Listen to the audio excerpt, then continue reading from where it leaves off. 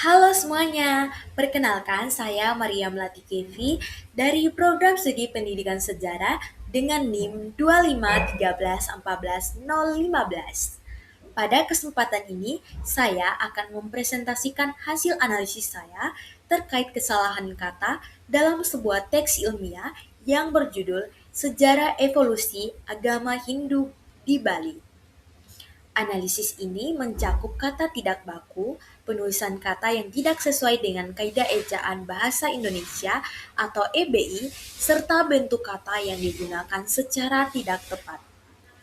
Tujuan dari analisis ini adalah untuk meningkatkan pemahaman kita terhadap penggunaan bahasa Indonesia yang baik dan benar dalam karya tulis akademik.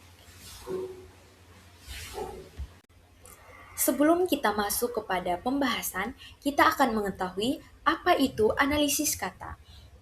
Analisis kata dan ejaan adalah proses meneliti penggunaan kata dan penulisan dalam suatu teks untuk memastikan bahwa kata-kata tersebut sesuai dengan kaidah bahasa Indonesia yang benar.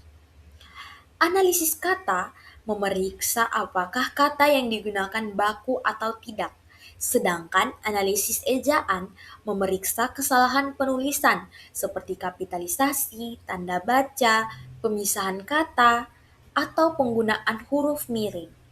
Tujuannya agar teks menjadi benar, jelas, dan sesuai aturan bahasa Indonesia. Nah, berikut kesalahan analisis ejaan kata asing, seperti Hare Krishna. Nah, ini adalah penulisan nama asing, jadi harus menggunakan huruf miring. Maka, ini melanggar dasar aturan PUEBI Bab 3 Pasal 9. Itu yang berbunyi penulisan istilah nama asing. Yang berikut pemilihan kata baku berserta, yang seharusnya beserta. Nah, itu melanggar dasar aturan PUEBI Bab 1 Pasal 2 pemakaian kata baku. Penggunaan kata berlebihan atau pleonasme seperti bisa dapat. Seharusnya menggunakan satu saja, bisa atau dapat. Selanjutnya, penggunaan tanda baca yang tidak sesuai. Seperti yang saya analisis, ada Prof. Dr. Lid Aigusti Palbudani M.A. tanda tanya. Nah, tidak disarankan di belakang gelar itu menggunakan tanda tanya, jadi menggunakan tanda titik saja. Permasalahan tanda baca ganda itu seperti yang saya analisis, permasalahan yang terjadi saat ini menggunakan tanda titik dan juga tanda tanya. Jadi disarankan untuk menggunakan salah satu tanda baca saja. Kata depan di itu beda dengan kata tempat. Misalnya, di masyarakat itu penulisannya harus dipisah. Jadi, di masyarakat. Nah, yang berikutnya, kesalahan penulisan huruf kapital dan huruf kecil. Sejak awal kemunculan di Lembah Sindu, sejak itu menggunakan S-nya itu menggunakan huruf kapital. Jadi, sejak awal kemunculan di Lembah Sindu. Jadi sejaknya itu S-nya huruf kapital. Berikutnya, penulisan huruf miring pada kalimat asing seperti Paulus harus menggunakan kalimat miring biar bisa mengetahui bahwa itu adalah kalimat asing. Kesalahan dalam ejaan, misalnya silinder, kata yang baku yaitu silinder, dan juga penulisan kata kapitalis tidak tepat, bukan nama diri dan awal kalimat. Jadi kalimatnya itu di bagian terakhir atau bagian akhir, tapi menggunakan huruf kapital. Itu salah ya. Jadi yang benar itu binatangnya itu menggunakan kalimat huruf kecil di awal kalimat.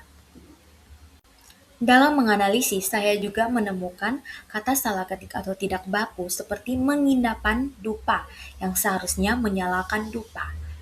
Dan berikutnya, penulisan kata lokal yang harusnya ada kata tanda kutip untuk penjelasannya, seperti saru-saru gremek. Yang benarnya itu tanda kutip, saru-saru, gremek, tanda kutip lagi. Yang berikut ada tanda baca tidak tepat, misalnya yakni satu baru tutup kurung.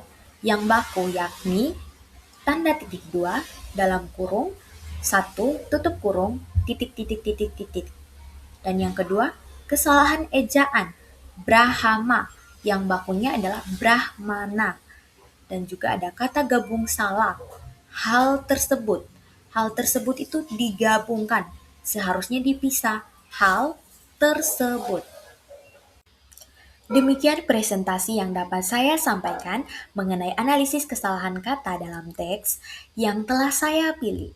Dari analisis ini dapat disimpulkan bahwa masih ditemukan berbagai kesalahan seperti penggunaan kata tidak baku, penulisan kata gabung yang tidak sesuai, hingga kesalahan kapitalisasi. Melalui kegiatan ini, saya menyadari pentingnya memahami dan menerapkan ejaan bahasa Indonesia yang baik dalam penulisan ilmiah. Semoga hasil analisis ini dapat bermanfaat dan menjadi bahan pembelajaran bagi kita semua. Terima kasih atas perhatian dan kesempatannya.